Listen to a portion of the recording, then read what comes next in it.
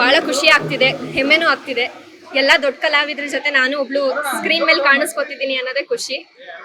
ಮೊದಲನೇದಾಗಿ ಪ್ರೇಮ್ ಸರ್ಗೆ ನಾನು ಎಷ್ಟು ಥ್ಯಾಂಕ್ಸ್ ಹೇಳಿದ್ರು ಸಾಲಲ್ಲ ಅನ್ಸುತ್ತೆ. ಇಂಥ ಒಂದು ವೇಟೇಜ್ ಇರೋ ಪಾತ್ರನ ನಾನು ಕೊಟ್ಟಿರೋದಕ್ಕೆ.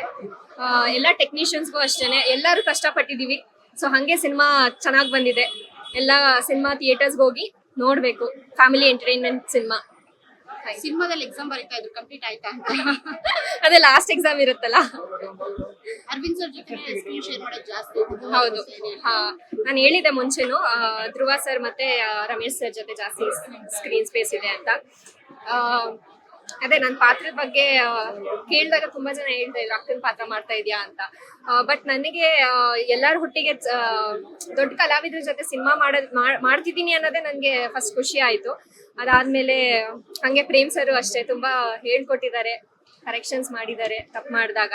ಅಷ್ಟೇ ಪೇಷನ್ಸ್ ಇಂದ ಶೂಟ್ ಕಂಪ್ಲೀಟ್ ಆಗಿದೆ. ಕೊನೆಯದಾಗಿ ಪ್ಯಾನ್ ಇಂಡಿಯಾ ಸಿನಿಮಾ ಆಗಿದ್ದು ಪ್ಯಾನ್ ವರ್ಲ್ಡ್ ಆಗ್ತಾ ಇದೆ, ಏನ್ ಹೇಳ್ತೀರಾ? ತುಂಬಾ ಖುಷಿ ಆಗುತ್ತೆ, ಇನ್ನೇನ್ ಹೇಳಕ್ಕಾಗುತ್ತೆ. ತುಂಬಾ ಖುಷಿ ಇದೆ. ಸೊ ಅದೇ ಸಸ್ಪೆನ್ಸ್ ಸ್ಟಾರ್ಟಿಂಗ್ ಕೂಡ ಬಿಟ್ಕೊಟ್ಟಿರಲ್ಲ ಪ್ರೆಸ್ ಮೀಟ್ ಗಳಲ್ಲೂ ಕೂಡ, ಯಾವ್ದು ಹೀರೋಯಿನ್ ಸಿಸ್ಟರ್ ಏನಂತ. ಸೊ ಇವಾಗ ರಿವೀಲ್ ಆಗಿದೆ, ಏನ್ ಹೇಳ್ತೀರಾ?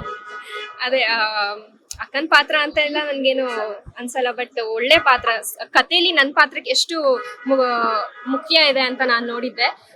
ಅದೇ ತರ ಚೆನ್ನಾಗಿ ಬಂದಿದೆ, ಚೆನ್ನಾಗಿ ಕಾಣಿಸ್ಕೊಂಡಿದೀನಿ, ಚೆನ್ನಾಗಿ ಪರ್ಫಾರ್ಮ್ ಮಾಡಿದೀನಿ ಅಂತ ಅನ್ಸುತ್ತೆ. ನೋಡ್ಬೇಕು ಜನಗಳು ಹೇಗೆ ಹೇಳ್ತಾರೆ ಅಂತ. ಕೊನೆಯದಾಗಿ ಇದೆಲ್ಲ ಕ್ರೆಡಿಟ್ಸ್ ಪ್ರೇಮ್ ಸರಿಗೆ ಹೋಗ್ಬೇಕು ಅಂತ ಹೇಳಕ್ ಇಷ್ಟಪಡ್ತೀನಿ.